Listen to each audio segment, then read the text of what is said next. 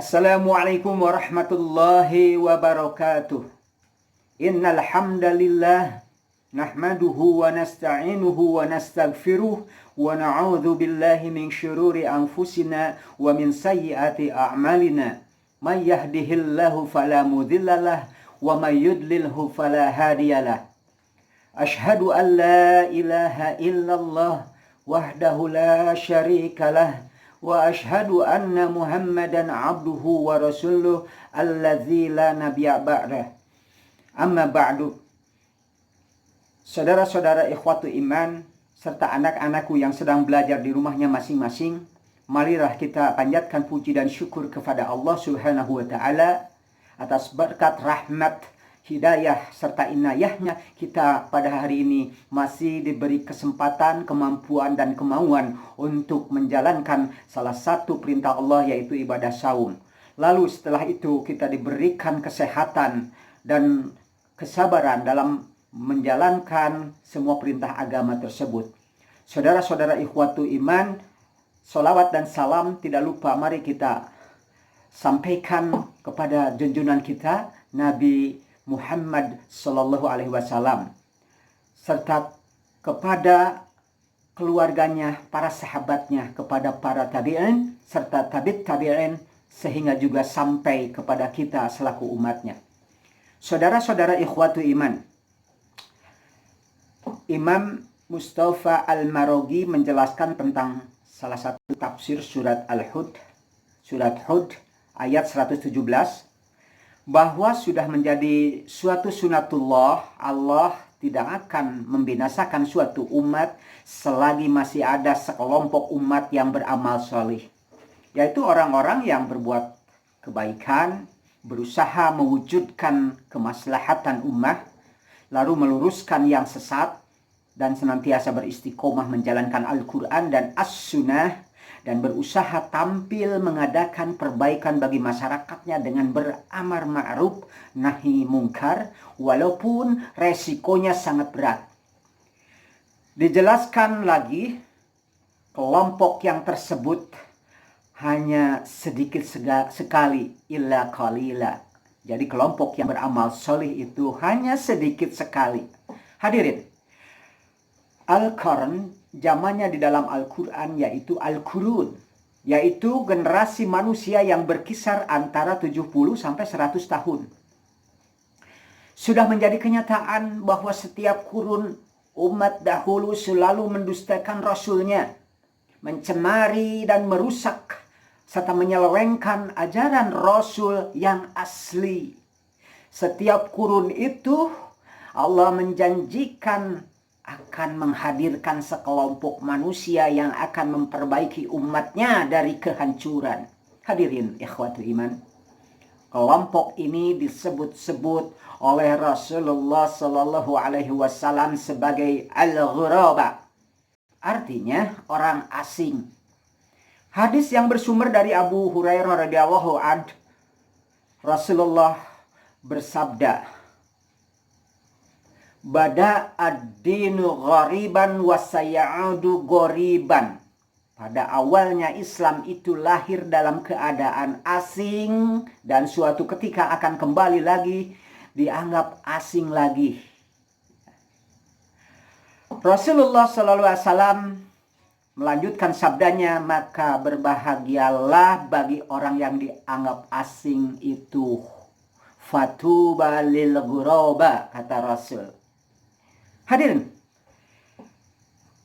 Rasulullah memberikan tanda-tanda orang yang disebut orang asing itu. Yang pertama yaitu mereka yang berbuat amal solih ketika manusia sudah merusaknya.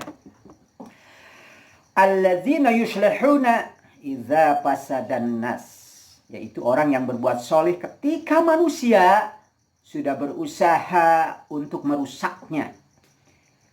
Hadirin, berbicara masalah umat bukan hanya bicara masalah angka dan data, namun fakta dan realita. Umat Islam jumlahnya banyak, namun sayang masih jadi mainan orang-orang kafir. Bahkan ironisnya, di antara umat Islam itu sendiri masih belum bersatu. Menurut Muhammad Abduh, al-Islamu mahzubun bil muslimin. Islam itu terhijab, terhalang oleh umat Islam itu sendiri. Walaupun memang ada seorang orientalis barat yang punya pandangan positif tentang Islam dari sudut esensi dan substansinya. Dalam bukunya Wither Islam mengatakan Islam is indeed much more than is a system of theology. It is a complete civilization. Islam sesungguhnya lebih dari sekedar sebuah agama. Islam adalah suatu peradaban yang sempurna. Maka suatu keniscayaan bagi kita jika pada suatu saat ini kita memerlukan orang-orang yang berbuat amal soleh yang disebut orang asing tadi. Karena Islam sudah diambang kerusakan. Ketika agama halnya dijadikan sebatas seremonial. Ketika ibadah sudah jadi bahan lelucon. Ketika moral sudah tidak berguna, korupsi sudah jadi model. Pada hari ini kita sedang memerlukan kelompok al-ghuraba. Tapi sayang, nasun salihun qalilun fi nasin kasir. Manusia saleh itu di tengah-tengah manusia yang banyak, namun sedikit sekali jumlahnya.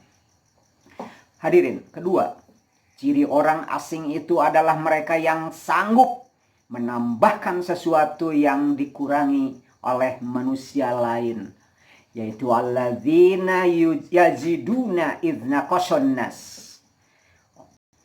Hadirin, kita menyaksikan hari ini bukan saja mengalami dekadensi moral, namun juga dekadensi keimanan. Kurangnya iman terlihat dengan semakin maraknya kejahatan. Seakan-akan rahmat Allah sudah tercabut dari akar fitrah kemanusiaan. Seorang anak tega membunuh orang tuanya. Majikan membunuh pembantu.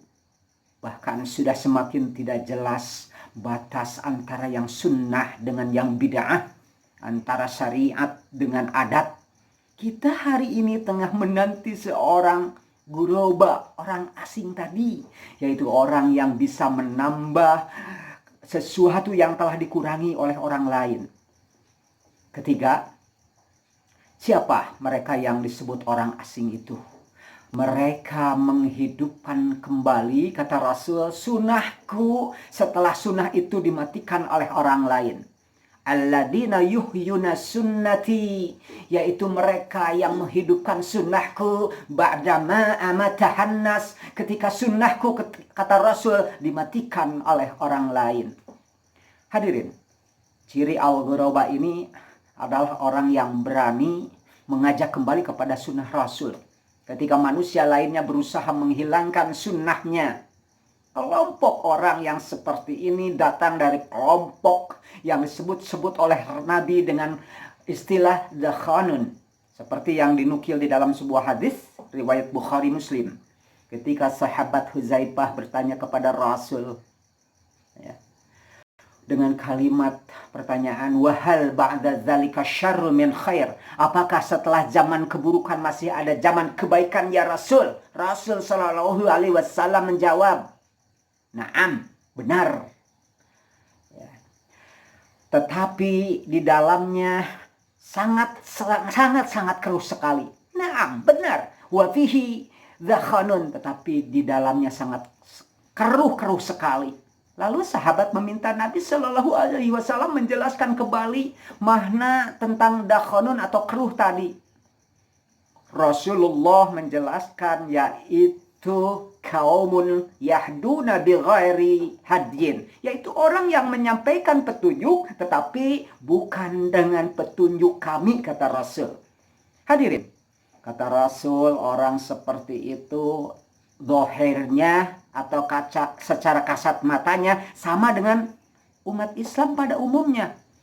Ucapannya sama, perlakuannya sama, dan bajunya pun sama. Tetapi hatinya jauh dari ucapan yang diucapkannya. Hadirin kaum muslimin rahimakumullah. Semoga terhindar kita ini dari berbagai musibah, terutama musibah dan bencana agama yaitu agama yang kita anut, agama Islam. Demikian, lebih dan kurangnya mohon maaf. Wallahu ta'ala alam. Aqulu qawli hadza wastaghfirullah li wa lakum. Wassalamualaikum warahmatullahi wabarakatuh.